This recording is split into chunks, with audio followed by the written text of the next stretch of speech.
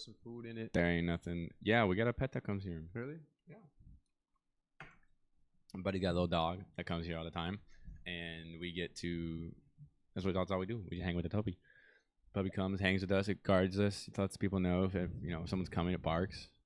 It's crazy what dogs are good for. Guard dog, yeah. They could smell you out. You have police dog. You can, I've been up here where they come and bring the dog, and the dog like will come up the stairs and not like know I'm here and start barking at me that I'm here. It's like little dogs do that all the time. What dog is it? No big dog. What dog is it?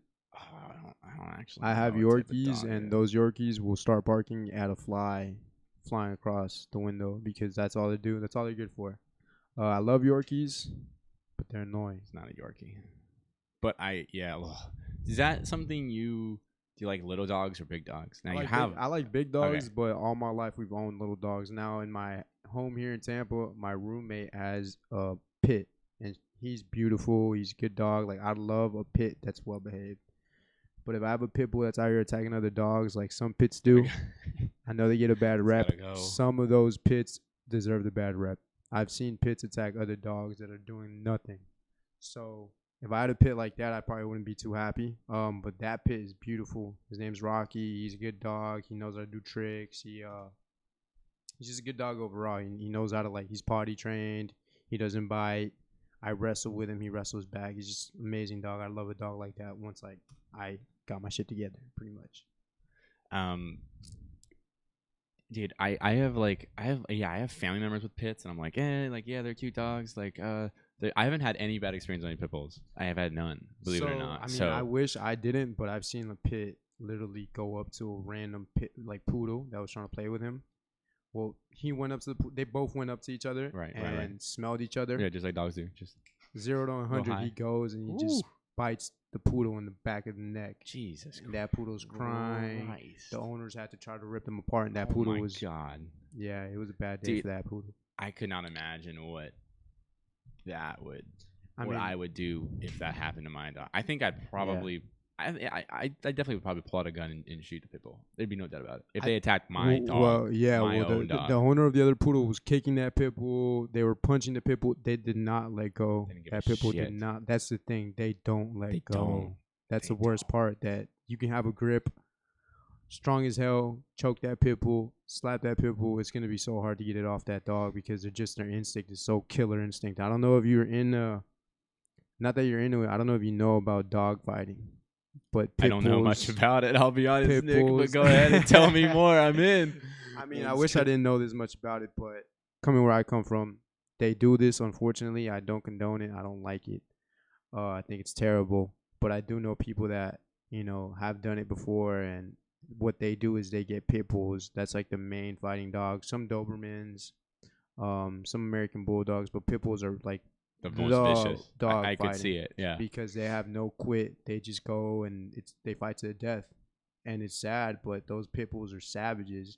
And some of those genes that get passed down from pit bulls that are used to fight for dog fighting get some of those bad genes, since they're bred, they breed the pit bulls that are the most savage. Right. So that stays in the pool. That's why they're very aggressive. So just in general, because they've always been breeding them for violence.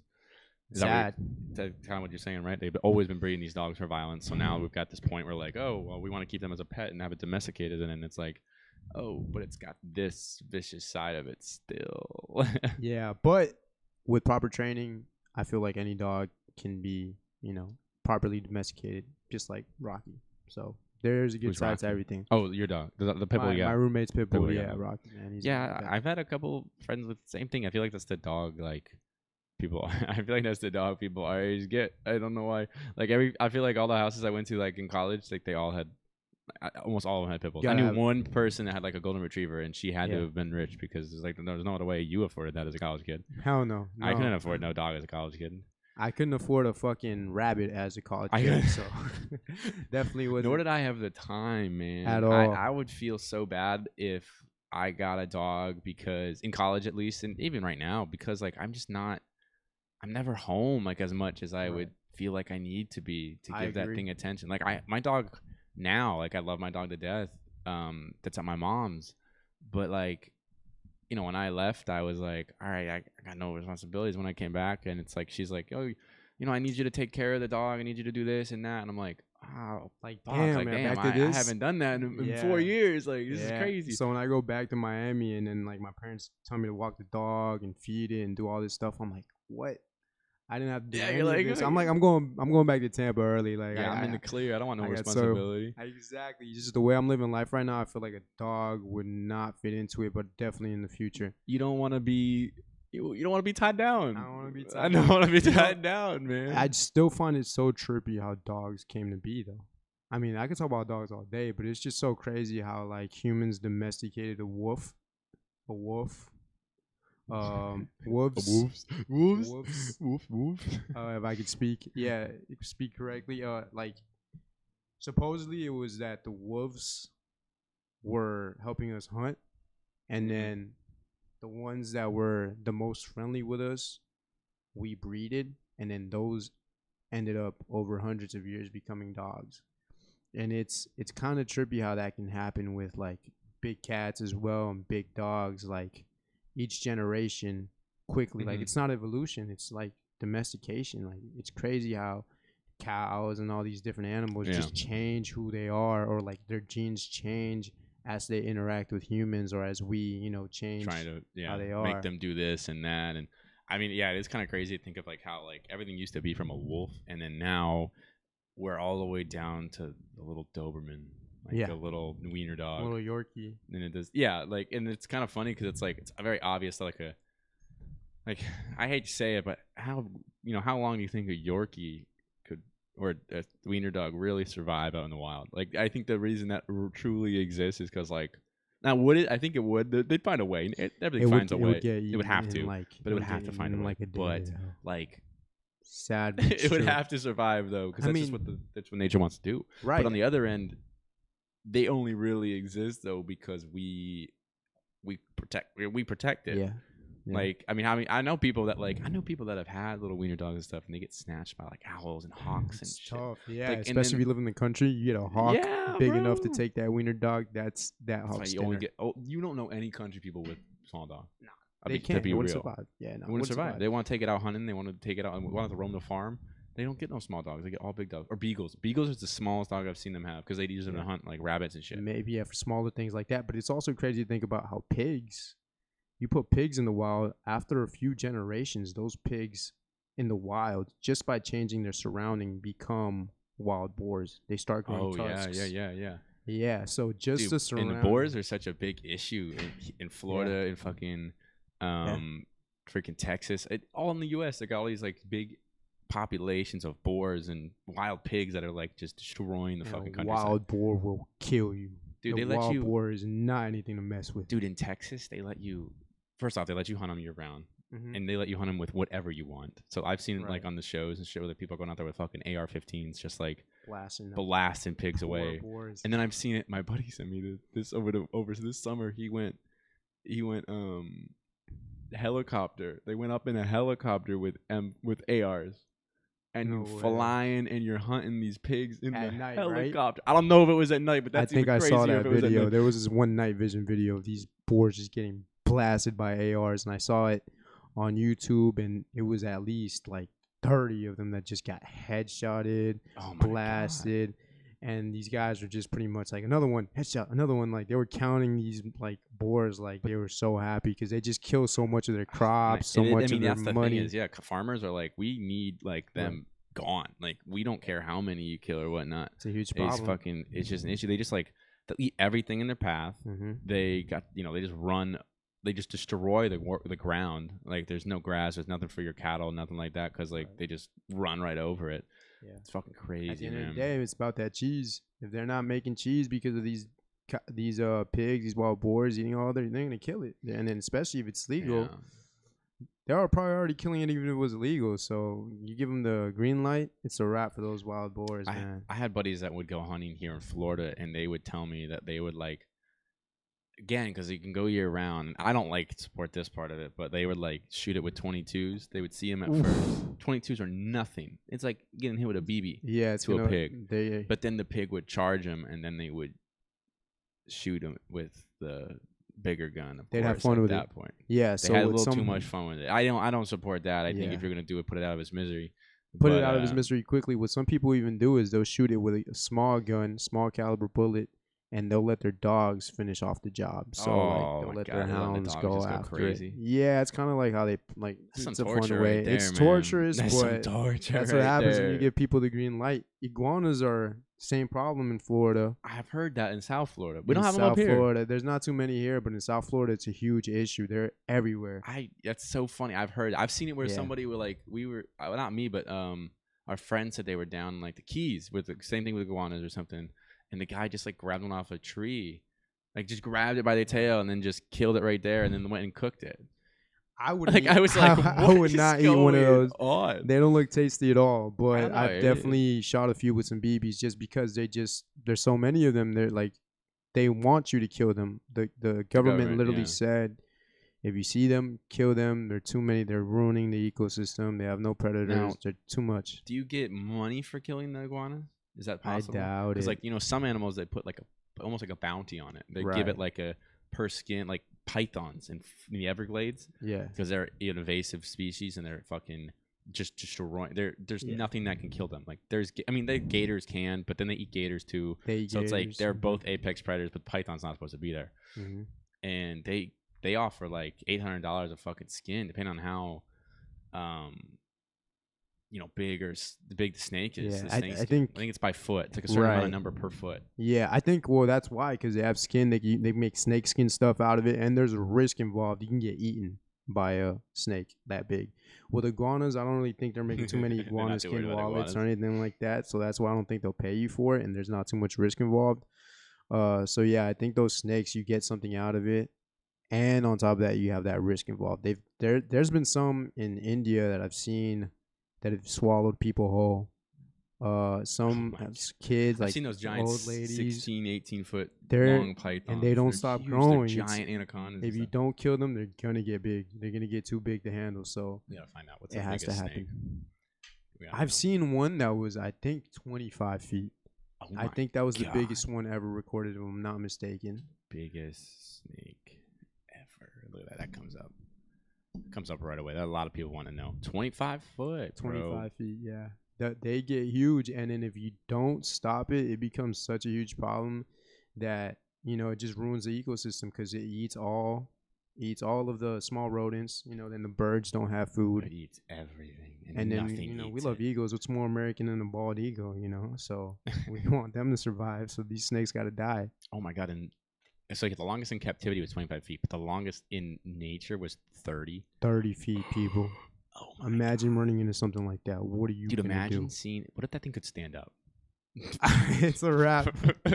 Dude, I wonder how fast they are. Dude, I think they move really slow when they're that big, because they're just so massive. They have to like slug. I'd hope that whole. They have to slither that whole body, like. Right. I'd hope they're like as slow as a zombie in the movies, because if not, then we have a real problem on our hands, ladies and gentlemen. Dude, but just imagine, like, fucking elephant's huge. Okay, now imagine double the size of an elephant that thing stood up on it. That thing like just could like arch its back and fully like stand above. Oh my god! I think at that size, the elephant wouldn't want to fuck with it. I think I would run. I think that was the day we realized we no longer run this planet. Yeah, at 5 feet, at a 5 foot snake, I'd be running. I don't give a fuck. Oh, I hate snakes. Well, I've used I've taken some pictures with some snakes, but I've never really been one to be interested in owning one, just because I feel like it'll turn on you. I couldn't own one. I just like anything that's slithering like that. I wouldn't trust. One, I don't like them in general. Right. Two, then I want someone owns one. I'm like, okay, oh shit, you good? You good over there? Technical difficulty. All right, so what were you saying? Tighten that shit. No, you're good. Fucking one, I don't like snakes. I don't like them in general. I don't even care if it's a fucking 2 foot snake, 2-inch snake. I don't give a shit. I'm like out. I'm out. I see a snake, I'm out.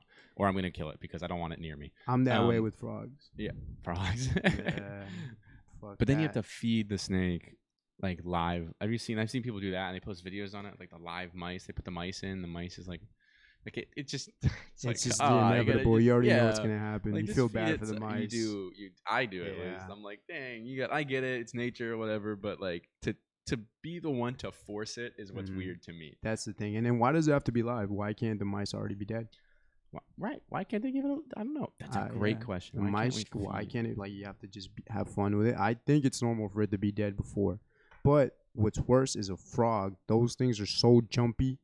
You don't know where it's going. You don't know what it's thinking. I do. I hate when they jump. Oh, I hate when you like. I remember, I remember there was like one of the cats was in the corner, and I was like, oh, I see the cat, and then I saw a frog on the wall.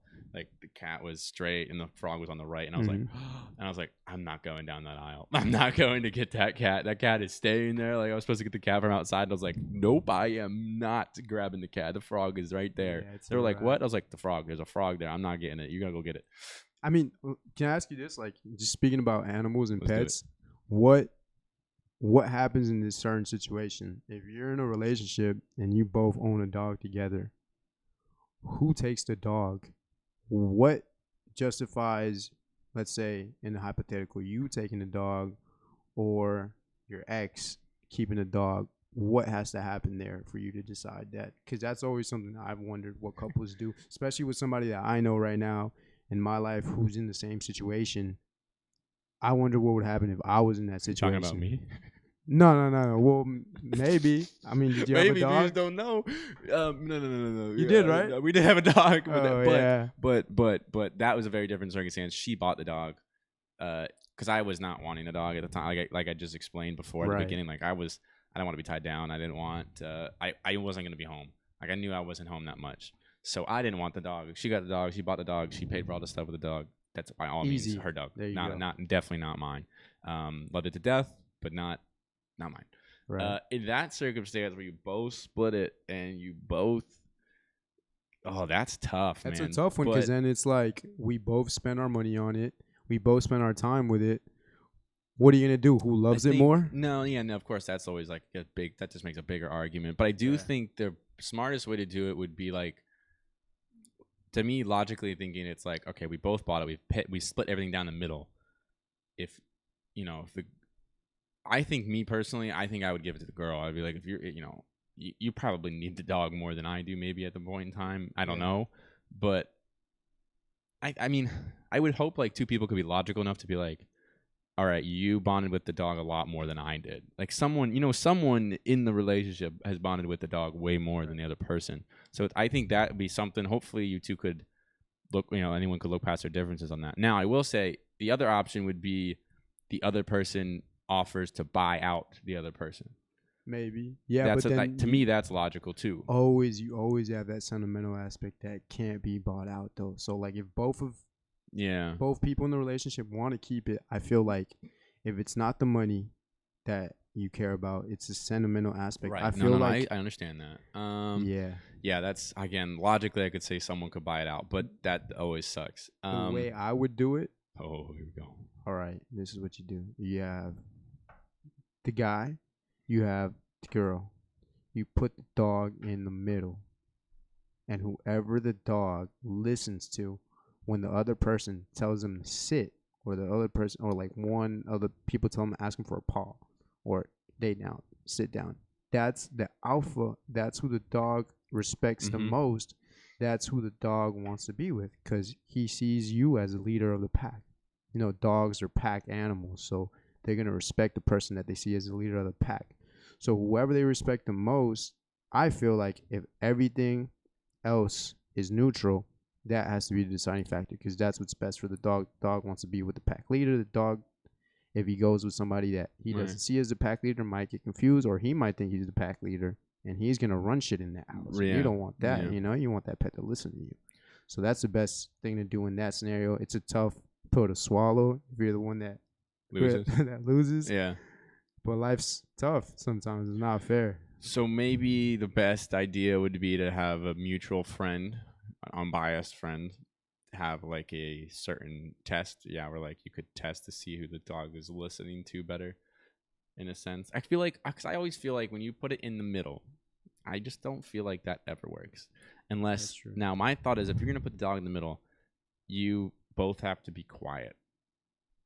Like I feel like in that case, you have to just sit there and be quiet in whatever way the dog goes, it goes. Well, then, yeah, in that case, I see your point because it's just one instance. Maybe the dog's having a bad day. Maybe the dog doesn't want to listen to anybody. In that case, nobody wins. He's having a rough. And then in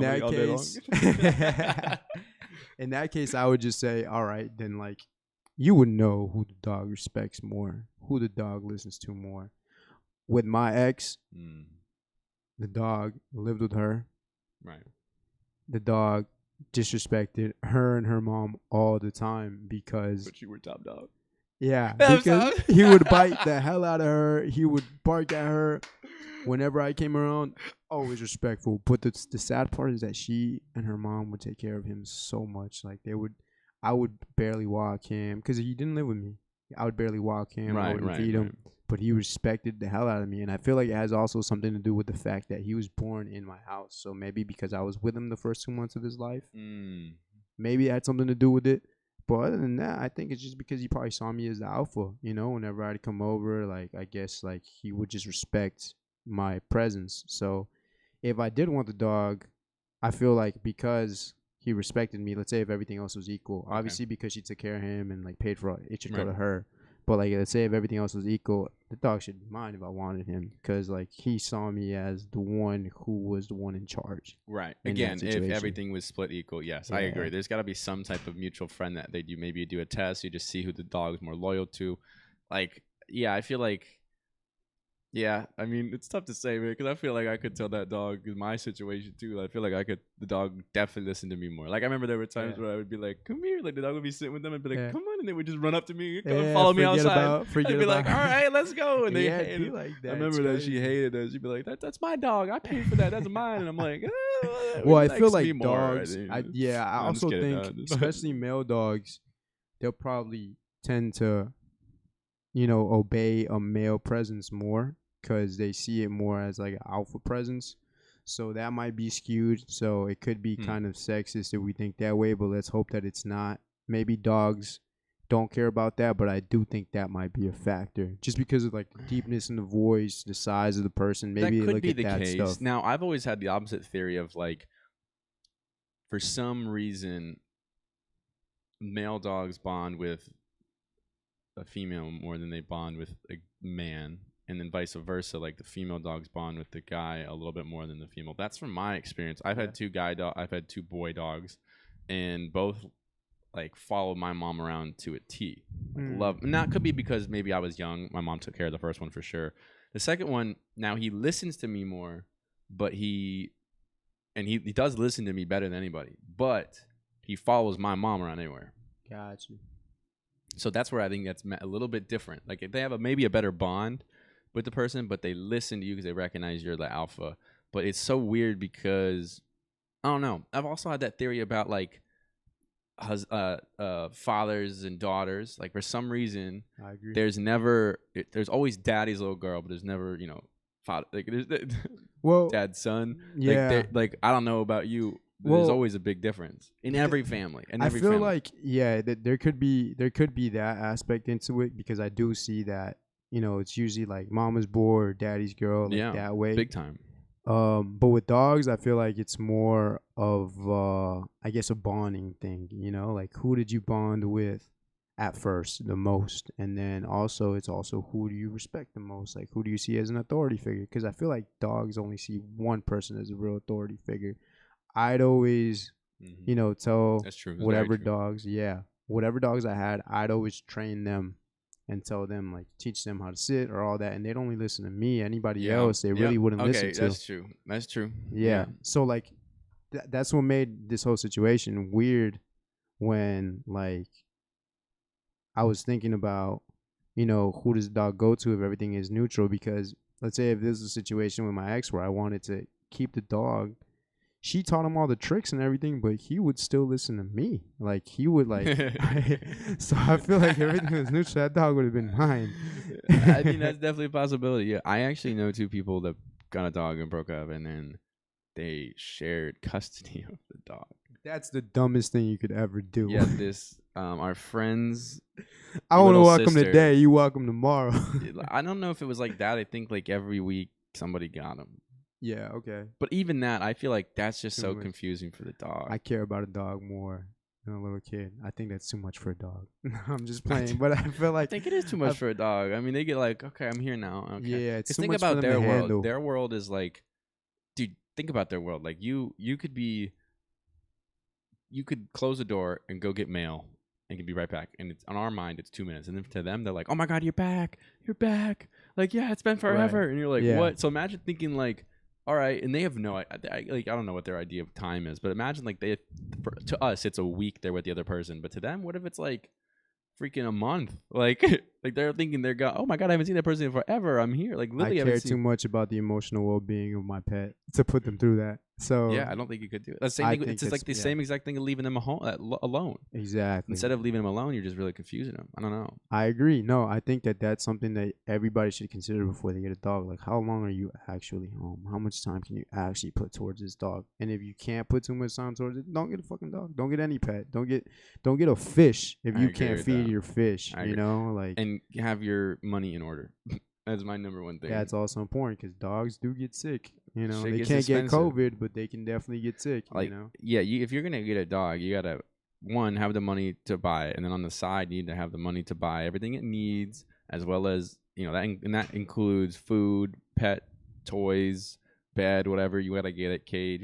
Some of that stuff, I feel like you don't have to get, but if you want to get it, you gotta make sure you get the money for it, and then on top of it, what the vet bills, that's your biggest thing. That's something you have to do, in my opinion, because if you don't do it in the right proper time frame, then your dog might get tapeworm, it might get fleas, and then next thing you know, now you've got fleas in your whole house, and now you've got to call an exterminator. And it's like that stuff, if you don't have money lined up for that stuff, you might cause even bigger issues down the road. Man, like, yeah, this is striking a nerve right now because my my dog. Well, this is a sentimental nerve right now because my first dog that I really had is like, he's a Yorkie and he's 9. He lives with my dad and my sister back in Miami, and I saw him like a week ago and he looks so old now. Like when we were first, when we first got him, he was a puppy, and now it's like, he's having allergy issues. We're taking him to the vet like every week because he keeps having allergy issues. He's getting like breakouts and stuff like that, and it's just like, it sucks seeing your like pet get old because it's like you saw them so different like 2 years ago, and then they get old so quick just because of that aging process. They live a short life. So now seeing him, it's just like, damn, like, no, like, I didn't mean to get sad, but I just struck a nerve right there. I was like, it happens so quickly with these dogs, and it's like, I swear, like, some people get more like bonds with dogs that are like greater than humans, or bonds with cats or whatever that are greater than bonds they have with some humans. So like, it does like really hurt sometimes, especially seeing him like that. Yeah, I understand. One of my past girlfriends, she had a very old dog. When I met her, she had the old dog. And I can remember, and now I knew it was old, but it didn't seem super old yet. It was very young. It was still move around. But as we dated, it was very apparent when we would come home that it was getting arthritis. It was starting to get, and like you're saying, you just slowly, you see that decline, and it's definitely horrible. And then finally they got to the point where like, he was just, you could just tell he was hurting. He was barely able to get up, and you're like, oh, like, we got to do it. It's rough. It's starting to get like, and I've got a personal story. My first dog that we ever got, we had a chocolate lab named Hershey, and now, like you say, you want to talk about seeing that progress go downhill. My first dog died at the age of 4 because he had bone cancer in his leg, and it would, on his front paw, it just started out with a little bump, and then it just got bigger and bigger, and then by the time we were able to get him into the vet, they said, listen, your options are, you put him down, you cut off, you amputate the leg, but if you do that, there's no even promise that the cancer hasn't spread to the rest of his body. And so it was like, and that was that decision, was like, do we put him out of his misery? Do we give him a fighting chance to live? But then what if he, I mean, I don't know. I couldn't imagine living without a leg. Like, cut off a leg, and then what if it came back? Right. All that to, and we don't know his pain. You know, if you just because you go give him these meds, he'll be great. Blah blah blah. Like, what? The man just lost the leg. Like, I don't know. So that was tough, and he did. It was like one day he was walking fine, then he's a little limp, and then he could just barely even put his paw down to cancer, just taking over. And yeah, that decline, and that was a very like a quick decline. Like it was like, and then not only that, like the decline of his leg was quick, but then he like started just huffing and puffing everywhere. And that's when we knew like, we think it's spread, because he was just like at 4 years old, they're not supposed to be gassed out of wind just by walking around, and he was gassed out, and it was like, oh god, I could see that. And put him down, and that was tough. I think it's so tough. It's man. And sorry. You're good. You're good. We were talking about this the other day, actually, me and a buddy, about putting dogs down. And you know what's even tougher is most people just go out and buy another dog. They don't deal with the emotional like detachment. They're like, oh no, I lost. They don't sit and deal with that emotional detachment. They need to mourn. That's what a normal human being does. To mourn. Yeah, you need to mourn. And most people just buy that next dog. I know my mom bought another dog within a month. That's crazy. I mean, I guess it might help you get over it, but I see it as like an emotional connection that was priceless, that you can't buy another dog. Obviously, if you want to buy another dog, there's nothing wrong with that, but I feel like there should be a time in between just for you to kind of accept it that happened. You know how they say, like, when it's obviously not a human dying, but some people do connect to him like humans. So like, you need that time, you know, just to kind of just accept it, you know. Yeah, I agree with that. I think I'll be sad when the dog I have now dies. I think I'll be really sad. Me and him, he's so different than the first dog we had, but we have such a different bond. Like, he'll listen. I can take him without the leash anywhere. We could go walk, and he can go listen to me. Oh, that's a good. I put him in the car. We go get our favorite thing to do is I go, you want to go for a ride? And he looks at me. He runs to the door, and then I open the door, and he runs straight to the car, and I go, you gotta go to the bathroom first. And he goes to the bathroom, and then he gets ready back in the car, and we go to get Chick-fil-A, and he gets some chicken nuggets. I give him. We go split about an 8-piece, 12-piece nugget meal. Yeah, give him a puppuccino. No, I give him the nuggets, man. He gets treated. Then we go get nuggets, and he loves. Oh, he loves nuggets. What dog wouldn't? But it's a different bond. We didn't have that bond with my other dog, but he's different. He's a good boy right there. Oh man. Can I ask you a question? Can I ask you a question about just switch gears? What's like when you started this podcast? Like, what was kind of like your route that you wanted to take it? Did you have a specific like route that you wanted to take it, or did you just go like, I'm just gonna go and talk about different things, whatever conversation I'm gonna post, or did you have like a different goal in mind, or what was it in particular? Truthfully, I've been thinking about that. Like, what is the goal of this? You know, what is the goal of the show? And to be told the Babs experience as it is what it's called is, I want it to give people, I want to have unique guests on all the time, and friends, unique guests and friends, and use it as a way for people to learn about stuff that they might not have thought of, or hear from interesting people. Someone might have something interesting to say, or something like that, where then they go, that's a really cool guy you had on. He had some cool stuff to say, or he had some amazing thoughts that I had not thought about before. He made me laugh. He's funny. I think there's so many interesting people in my life, and I'm like, some of y'all just need to be heard. Like, some of y'all just need to be heard. But then not only that, the end goal would be, again, is to eventually interview other people that I might not know, and they're in some interesting line of work that, again, I might not even know what that line of work is, but let's give it a chance. Let's give them a chance to talk about it. Yeah. I mean, the other day I had on a guy that does VJing, which is visual art creation for festivals. That is related to what the podcast is as well. I want to interview EDM artists and stuff like that. That's part of it. But that was so cool, because that's a whole nother side of the industry I never knew about. Like, the arts and visualization that goes on the screen that I see, I knew someone created it, but I didn't know that someone most of the time is up there personally, like, hitting buttons and cueing in the visual and then making it move and like. He thought it was preset, right? Most of it I did. Yeah. I knew sometimes I didn't, but even in that sense, like a lot of times you think the DJ sets are pre-recorded too.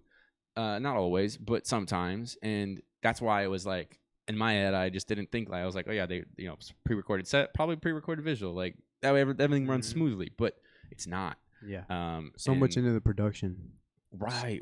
And that's again, I don't want to go on a huge tangent, but yeah, the main goal is like to just bring out some knowledge or give a new perspective on something that maybe people didn't fully know before. That's good. Whatever that may be. I think that's a good premise. And I think, the reason I really asked was because, I also was thinking of doing something like this, kind of just starting it off and then feeling it out, and then I was thinking, should I have kind of a goal or a plan, or should I just feel it out at first and see what I work with the best?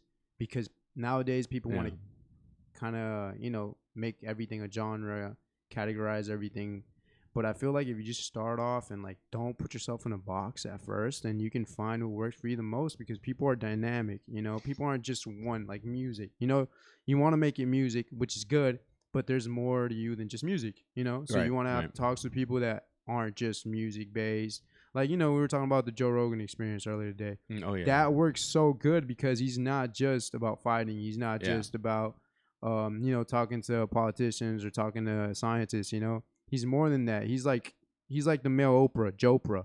Jopra, baby. That's what we call him, because he's really like, he might be super rich and he might have all this fame and he might have all this money, but he's still relatable somehow. Like, he still makes himself somewhat of a figure that you can look at and be like, man, I want to have a beer with that guy. I feel like we'd have like some good conversations. He'll make fart jokes, shit jokes. Like, he could just be a guy's guy, even though he's so high up there and he has so much success already. And I love how he can commentate and make, he can make things can be funny, things can be very serious. And he does a very good job of like reading the room, like knowing when to not crack a joke or when to say, when to be funny, when not to be funny. Because he's known originally, he's mainly known for his commentating and comedy. Right. But he does a very good and unique job of when things are serious and there's a serious guest on, there aren't many jokes. Yeah, and he's also smart as fuck too. So like, he knows what to say, how to argue with people, or how to just have like a normal spirited debate about a certain issue. So he's not a pushover either. You can go in there and bullshit him, but he's not going to take it. So that's where I think he is smart. But I think his main weapon is the fact that he's very open-minded, more so than he's smart. And it comes across as smart because, and I'm not saying he's dumb. Obviously, he's not. He's worked hard. He's gotten where he is. But, in a sense of smartness, I think it's more of an open-mindedness that has got him to where people think that he's super smart. And not that he isn't, again, but he very much so takes in what somebody says. And then if he doesn't really know what his stance on, he questions. He's like, what is this? What is going on? Like, can you explain that in more detail? Mm-hmm. And he tries to just get a whole picture about what it is they're discussing. I've only seen a few episodes where I can think of where like guests or so might have been trying to like influence him to make a decision, like make a stance. And and most of the time, I think he does a fantastic job of just simply like listening to the guest and then pulling out that information from the guest and then letting them speak on it themselves. And then he obviously will say what his thoughts are, and they'll be like, well, yeah, not, it goes back and forth. And that, I definitely see that, especially like, I think I remember one podcast where he was talking to Kevin Hart, and I was like, Kevin Hart could have said anything. And Joe Rogan was just like, man, that's like the most amazing shit I ever heard. Yeah, because he was just so open-minded with anything. I think Kevin Hart said this one thing. He was like, life is a game. And then Joe Rogan was like, what? Yeah. You simplify life is a game. What? Like, he was just reacting to it. Like, I was like, you've never heard that before, Joe? Like, I've heard that so many times, but like, he's so open-minded. And I guess he sees it like Kevin Hart saying it, it's not just anybody saying it, it's somebody super successful, made a bunch of money. So he takes in what people say so much. and you've seen him evolve over time with his thoughts. He doesn't stay the same way, and that's kind of hard to find for somebody that's like in his 50s or late 40s, however old he is. Right. People usually at that age are kind of just solidified in their opinions, and the fact that he's able to evolve and like take what people say with sometimes a grain of salt, sometimes with what Kevin Hart was saying, like he takes it in and he actually like lets it sink in, and it also changes. So he's constantly evolving, and I think that has like a big effect on how people view him, because he's not just a person that's a simpleton and is going to stay the way he is no matter what, like some other podcasters that aren't going to change their beliefs regardless of like the facts changing or anything like that. Obviously, not everybody's going to believe with everything he says. I mean, agree with everything he says, but at the same time, he's not going to have an opinion based on nothing, like just no facts or anything. And if he does, he's open-minded enough to change that if facts do come to him. And again, I think that is his most powerful weapon and what brings him the most value. And the reason he's gotten so much bigger, and the reason for truly is he's bigger than like even the media itself. He's got that big of an influence. And I think that mainly is because, like you've said, it's because he is open-minded. I mean, that open-mindedness is something I think nowadays people are looking for it. People are desperately looking for a voice of reason, in a sense. Not, just to make every side of the equation heard and let everything be known, and understand that people can change their opinions. And because I think the media is so polarizing. It's either this or it's that. It's either left or it's right. And he comes on and he's a voice of reason, and that's what people are looking for. They're looking for somebody that isn't left, isn't this, isn't that. It's got a mix of both and brings that open-mindedness to the table. And he's got so huge because of it. If you've seen the deal that he made with Spotify the day after, if you're in the stocks, you saw that stock soar. Yeah. You bought that stock the day before, you made a ton of money the next day just because of the Joe Rogan effect. And a lot of times you see how big he is because he'll have guests on that people did not hear of or had no clue of before.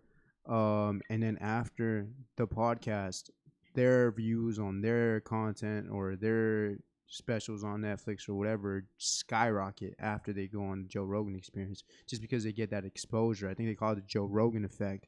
It's just that you get so much more, I guess, eyes on you, or just so many more people that are now aware of you from being on there. Elon Musk smoked a damn blunt on there, and then the Tesla stock fell. Like, so many things are run by that podcast. Only fell for like a little bit. It got right back up. It's huge now. Have you seen it today? It got jumped up like $1,500, $1,400 today. No doubt. Fucking nuts. It's always gonna go back up, man. People react to things, and then they want to sell stock because somebody's smoking a little bit of weed. Like, little weed never hurt nobody. Come on now. So it's just crazy how things are influenced so heavily by that podcast, and it just shows you the power of podcasts, power of media. It's just insane. And then with this podcast, like those aspirations, man, like if you look at that guy, like it gives you, I guess, if I were in your position, it'd give me like the most inspiration, motivation to keep going, because it's does. Like I can reach that. Damn. that it does. It definitely gives me, I mean, truth be told, that's kind of like the whole reason I got into it, of course, because I consider myself pretty open-minded. I like to bring on a challenging conversation. I like to know, if I have a view that I don't like, or a view that I'm very set on, I'm okay with talking to people that have the opposite view, because I'm like, you know what? Maybe I might learn something from them. Like, maybe they're going to bring up a point that I've never thought about. And while I'm talking to them, even if I know in my heart I like what I'm saying and I want to stick with my value, I'm going to listen to them and listen to see what they got to say. And I might go, oh yeah, you got a point there, and okay, well, what about, I'll throw this at you, like a little banter back and forth. But at the end of the day, I walk away with more value because, one, I might have heard something I didn't think about, and then two, I've got an idea of how the other people think, of how the other side of the equation think. And that's what I think is most important, is like putting yourself in the other person's shoes when you're talking and understanding where they're coming from. I mean, in every issue, if you could do that, if more people did that and just put themselves in the other person's argument, then things might actually get resolved, because then it's like, oh, okay, I see where you're coming from. Oh, I see where you're coming from. Let's meet in the middle. But we can work. Now we can work. We're both not just shouting at each other. we can work. If you just speak to people that are like-minded, you're never going to grow. If you only speak to people that share the same beliefs and come from the same place as you and eat the same, drive the same car, like you're never going to actually grow. You're never going to become a better person. You're not going to see the other side of the argument. You're not going to take in more information than you're taking in right now. And I think that's like a big aspect in anybody just growing as a person, just talking to different people, seeing where different people come from, and seeing how their way of life is different than yours, because not everybody has the same belief as you for a reason. Either their upbringing, either, you know, their culture, their background. There's so many different factors, and you only see one point of view if you're just talking to the people that believe in the same thing as you.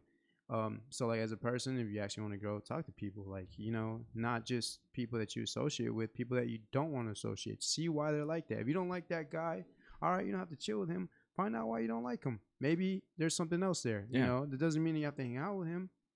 Maybe just find out why he's such an asshole. You know, why you think that or something. Yeah, it could be a reason. You could be like, that's the other thing is like you could judge somebody right away and then be like, I kind of made a misjudgment there. Like, you know, I kind of see a different side of him now that I've talked to him. You know, like that's another thing is like first impressions are like crazy. Like, you know, people you've probably met, I've met, anybody's met. There's probably people that watch one episode of me and they're like, fuck this shit. Yeah. Like, you know, they like, but like, unless you give it obviously, again, I get first impression too, where I see somebody and I'm like, I don't know how I feel about that person. Right. But then like, dang, you sit down and have a conversation with them, that could change. And at the other hand, it might not, but it could. And then you've got a new friend or something, you know, you've got another new perspective or something. But it's you got to take that knowledge of open-mindedness and perspective, I think, with you in everything. I don't think that's one thing I could teach people. It's that would be used in everything. It can be used in politics, business, friendships, relationships, like especially in relationships. Like you know, looking at the other person's point of view and going, okay, I see really what you're saying. I'm gonna take that into consideration now, versus just like, they're doing this, and I don't understand it, and it's crazy. I think a lot of times people just don't want to, you know, let's say if they don't like somebody or they don't like agree and they're uncomfortable with things. A lot of times people just want to, you know, put it off because I guess it makes them uncomfortable, and people love being comfortable. But at the same time, if you're comfortable and you're kind of complacent and you don't want to see the different side, that's when you're that's the other way around. Yeah, that's the other side of it that people don't talk about, is that, well, actually I feel like that does get talked about, but it's never recognizable. You never recognize that you're like in that complacent, comfortable space in a sense. It's like, oh shit, like you might look back on it years and be like, I was pretty fucking complacent. Like I just kind of was chilling. Yeah, and you can be happy when you're complacent too, but it doesn't last long though. I that's what I think, at least. Like if you're a complacent person and you realize like 3 years of being complacent goes by and you realize on that third year, like, what the fuck have I been doing? It hits you. So that's what I kind of try to tell myself, like, every day is like, am I comfortable? Okay, I'm comfortable. What I kind of have to do to be a little maybe uncomfortable, get out of my comfort zone so that I don't get complacent with this comfort, you know, just so I can keep growing as a person. Especially, you know, we're in our 20s, man. Like, we're going to make mistakes. We're going to fuck up. But, you know, if we're going to do that, we have to learn from it, you know? So, like, that's what I kind of tell myself. I'm like, if I'm going to be comfortable, I might as well, you know, kind of just go out of my way to, you know, not be too comfortable so that I'm just not doing anything with my life and not bettering myself. Whether it's, you know, trying to try new things, like trying podcasting for the first time. I was so open for that. Like, come on, I know you were like, let's do it. I was like, I'm down, man. I don't care. Like, I want to try new things. So like anything that, even though I might not be the most comfortable with it yet, like I want to try it just to better myself. Anything like this, going out anywhere, I don't mind anything new, any new experiences or anything like that. Because at the end of the day, it just makes you a better person, and whatever makes you a better person makes your life better, I believe. Yeah, man. Yeah, I mean, like, and you kind of hit that right in the nose, and that it is something, again, like you can be comfortable, and you can be comfortable and always be looking at the same time, because if you get, like you're saying, if you get too comfortable, then you get complacent, then you get content, and then you might not even realize until, like you say, 3 years down the road, 2 years down the road, 2 months, 3 months, whatever it is in that scenario, like, oh crap, I've been stuck here. And then on top of that, if something does change, you might not be ready for it. Yeah. And then you're like scrambling around because you're like, damn it, I got complacent. I wasn't ready for that. Yeah. And that's something I've come in to see, is that like you get complacent very easy. It's almost got to fight being complacent. You got to fight it, and it's a tough pill to swallow when you realize you have been complacent, and then you're like, why did I just waste these 2-3 years of my life being so complacent when I could have been growing? I've had, a close friend of mine who's older. He's kind of like in his, almost mid 30s actually. And I remember he always told me, he was like, it's good that you have a girlfriend. If you have a girlfriend. But remember, like, if you really like love her, that's good. Love her, stay with her. But if you don't know that you really love her yet, then maybe you don't want to waste your time. You don't want to waste her time, because you're probably just comfortable. And that comfort 3-4 years down the road is going to bite you in the ass when you realize, damn, like, I kind of loved her, but not really enough to like see a future with her. I was just with her. I thought she was cute. Like 4 or 5 years later, you're like, damn, now what do I do? Like, we kind of wasted all this time, and it's like now she's talking about trying to get married, or now maybe like you're pressured into get married, whether it's her or not. And then it's like you kind of put yourself in a position where like you're gonna have to do a huge shift in your life, and it's not gonna be easy if you're just constantly putting stuff off and waiting to do stuff.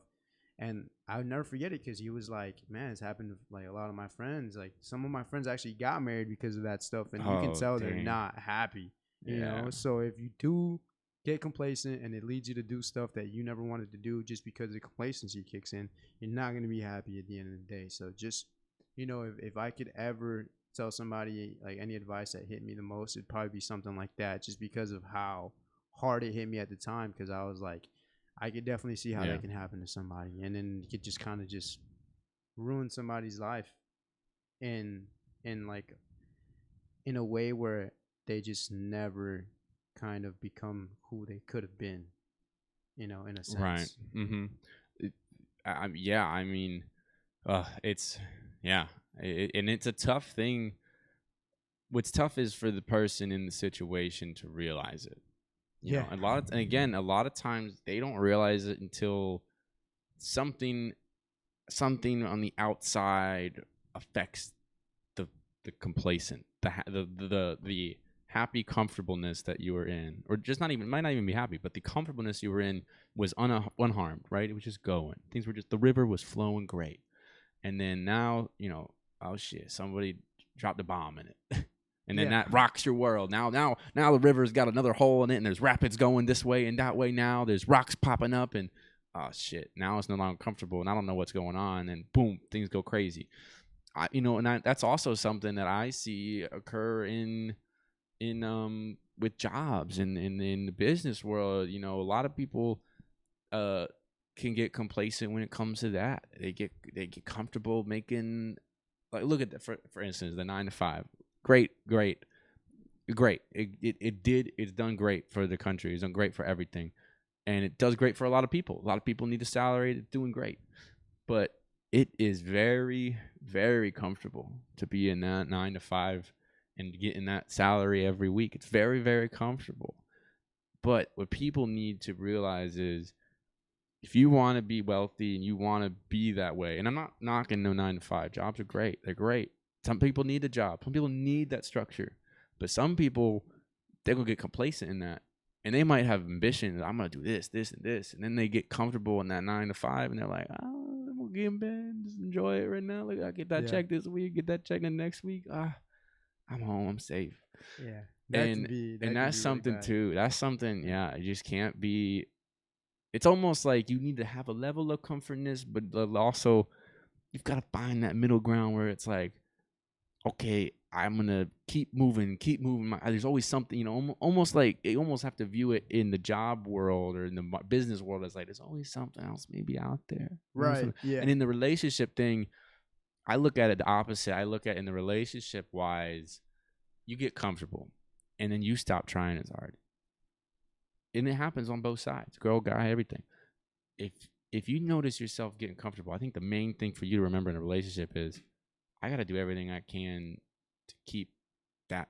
If I like this person and I love this person this much, instead of getting comfortable and being comfortable in my love, I should be making sure that no other guy or girl can get this person. You almost got to think of it in that sense of like, I got to work every day. I got to make it known that, yeah, I'm comfortable. I love her to death, but she gonna know that that there's almost gotta be that in your back of your head, like this person's gonna go, and not in a bad way, and never in a bad way for you to leave either, but definitely something about like there's gotta be like it's same thing. It's just like we were saying, man. You can get comfortable in anything. There's still gotta be a drive. There's gotta be a drive for it. Yeah, because like if you think about it, when you're first, like let's say like there's a girl that you really like and you really want to go after her, I feel like that's the best growing moment for like a guy. I don't know about a girl's point of view. I assume should be also the same thing because like you're on your A game. You want to impress that girl. You want to look good.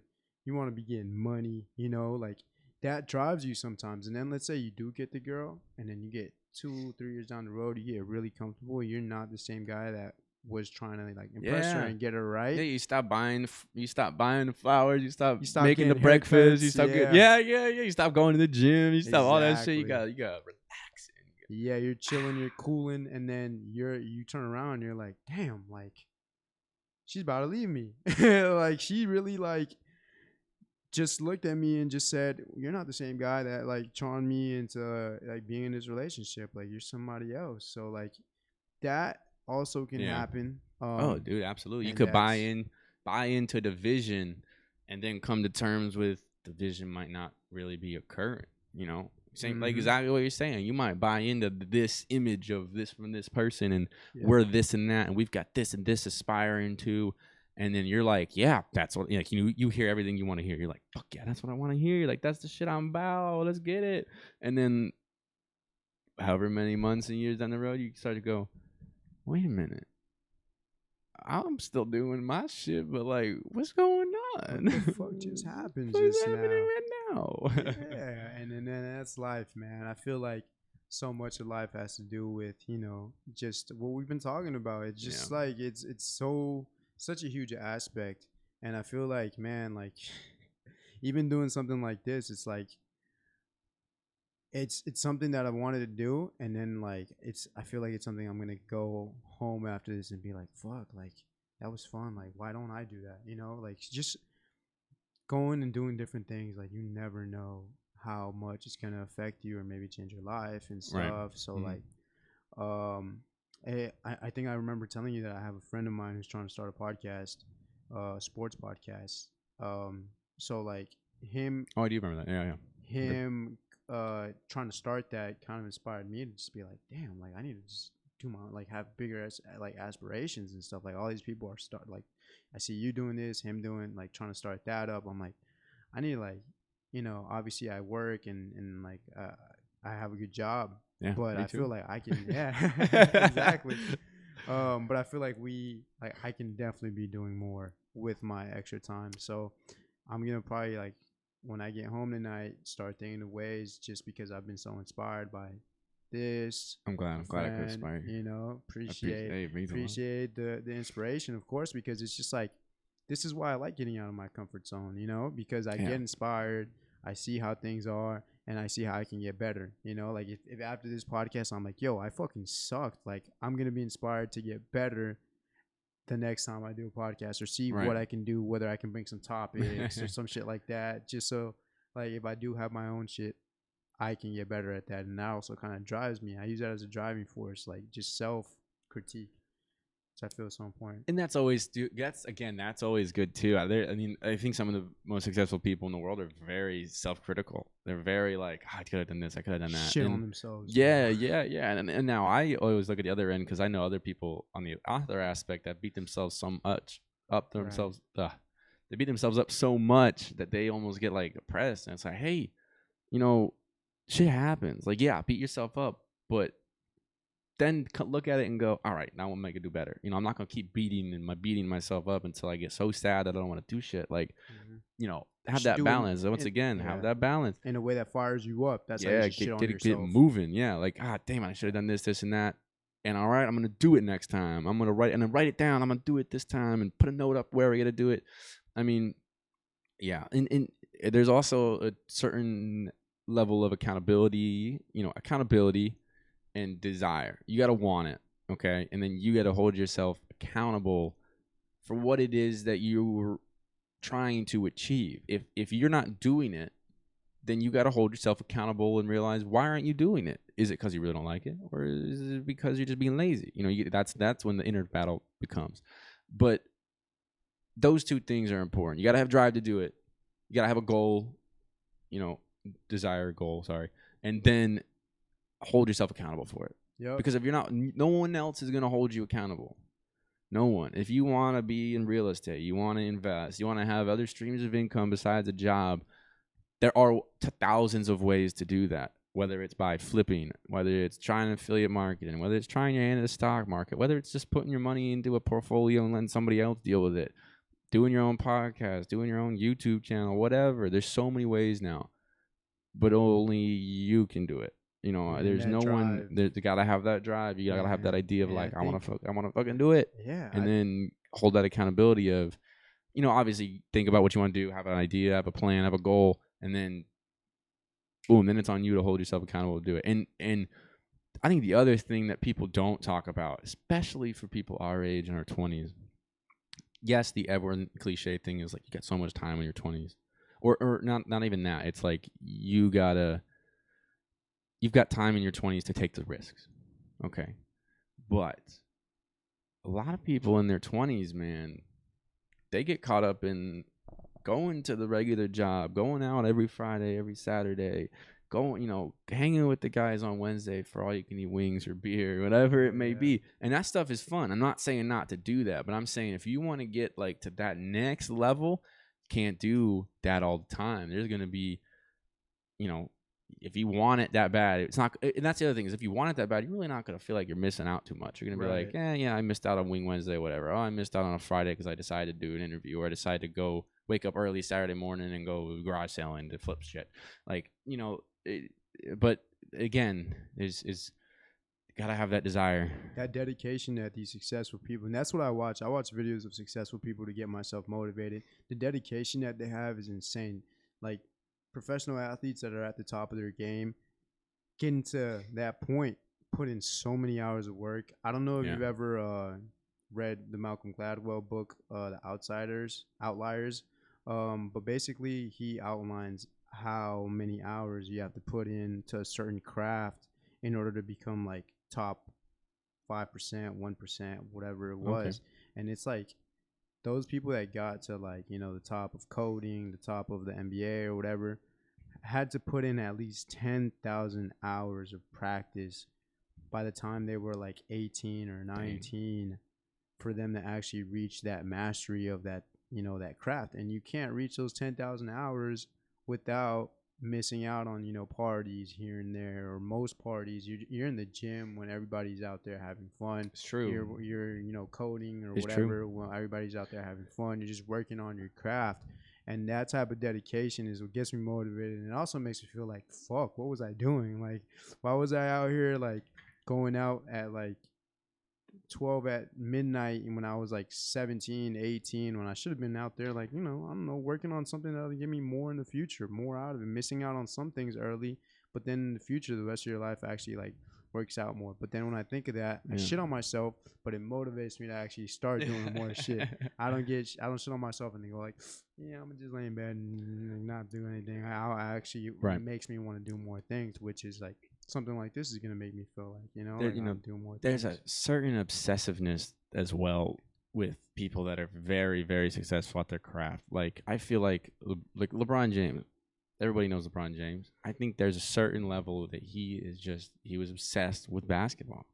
Like there was no one's going to take his mind off basketball. No one. And it was that obsession that drove. I mean, look at the Michael Jordan. I heard about that Michael Jordan documentary. I heard that's exactly how Michael Jordan was in the documentary. He was obsessed. He wanted to be the best, and no one was going to stop him. And he held, not only that, because he had a team, he had to work a team. He was like, I'm holding my team accountable. Oh. You either going to freaking be the best with me or get off my team. You know, and that's what he wanted, and he strove for it, and that's why he was the GOAT. He was the greatest. He won. Wow, he won all the. I forgot. Oh my god, I forgot how many. 6 championships in a row, and I forgot how many it was in a row. It's crazy how obsessive they are, man. There's this one Kobe Bryant story, the late great Kobe Bryant, that he was playing, I think, in the playoffs, and he's a righty. He broke 2 fingers on his shooting hand, if I'm not mistaken, 1 or 2 fingers on his shooting hand, on his right hand, and they had a game in 2 days. And taped it. He taped it. They thought he wasn't gonna play. He taped it, and they show him the next day practicing all his shots with his left hand. Yeah, basically shooting all his jump shots, everything with his left. And that next game, he just wrapped his hand up, and he was just shooting mostly lefties, and it was crazy. It just shows you the dedication that they have. It's like they're pretty much. Kobe was like, man, I don't have a right hand right now. I'm gonna go into this game shooting with my left because my left hand's good, right? So he just taught himself, which I'm sure he already knew how to. He's a pro; he knows how to shoot with both hands. But like, just not having your right hand to use is crazy. And then just going into that game in the playoffs, mind you, super physical, ready to just shoot with your left is just another type of dedication and savagery that you have to have. Yeah, and that's fucking crazy. I mean, that is just wild. There's another story too. Larry Bird, who was a great legend in the 80s, he was like bored one night and he was just like, how can I make this game more interesting? He told the other team he was going to put up 30 or however many points, a lot of points, just with his left hand. And he went out and he actually did that shit. He started challenging himself. He was like, I need more of a challenge. I'm already winning enough. I need to fucking challenge more. That's the dedication these guys have, man. It's how they got there by actually, you know, putting in that work, which is what I, you know, aim to do. And that's a huge thing too, is that little segment you just said there about him challenging himself. That's such a huge thing in its own, is writing those goals down. You know, again, we just talked about desire, but having not only the desire, but those goals. You know, the part of the desire, you have an end goal, right? You have this end goal or whatever it is. And then you've got goals along the way that you need to hit to get to that desire. You know, obviously, like they talked about it in Kevin Hart and Joe Rogan. You have that one desire. No, that was a different one. Sorry. Different episode. They would talk about your desire, and you should obsess over that one desire. But not every desire you have. Obsess over the one desire. Figure out how you want to get to that one desire. Have those goals. Have those challenges along the way. Okay, today I'm going to send 5 emails out to potential clients, whatever it is. Let's just use sales for example. You know, I want to go in and I want to make, let's say, like, I don't know, it's a big company, huge stuff they're selling. I want to make 2 sales a week, which is like crazy. Oh wow, yeah. 2 sales a week. And he's like, yeah, that's the goal. And then what are you gonna do to get that goal? I'm gonna call 100 people a day or whatever it has to be. I'm gonna go visit 20 businesses a day, you know, whatever that route is, and then have that goal, and then be like, all right, and even that's the other thing, is the way I look at it is, if you've given yourself goals and you challenge yourself to those goals, say you make the goal a little bit unrealistic. You don't think you can really get 20, but you go, fuck it, I want to make 20. Then you go get, you know, one day you go and you get 16. And that's double than you ever got before. Well, heck yeah, that's a fucking phenomenal. You got double, you know, and then next day you might get 18. And then finally you get 20 and you're like, yeah, I finally did it. And, you know, you don't get discouraged along those steps on the way to get your goal.